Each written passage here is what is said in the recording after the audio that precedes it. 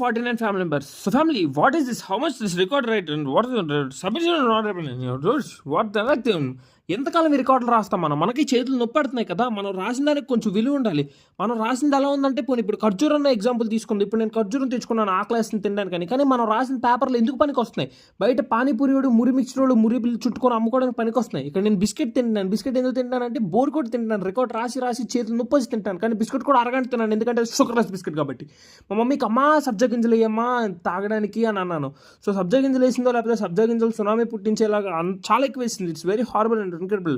తర్వాత మళ్ళీ మా మమ్మీ వచ్చింది, ఏంటమ్మా అంటే మొహం ఇలా పెట్టుకొని ఉంది. ఒకసారి కిచెన్లోకి వెళ్ళి చూడాను. కిచెన్లోకి వెళ్ళి చూసేసరికి ఇక్కడ పాలు అయితే ఇరగొడిసింది మమ్మీ. మాకైతే మొత్తం మా ఇంట్లో అందరికీ టీ అయితే అలవాటు. ఇప్పుడు టీ టైం వచ్చేసరికి పాల ప్యాకెట్లు అన్నీ ఇరగొడిసింది మమ్మీ. ఒకేసారి 4 పాల ప్యాకెట్లు ఇరగొడిసింది.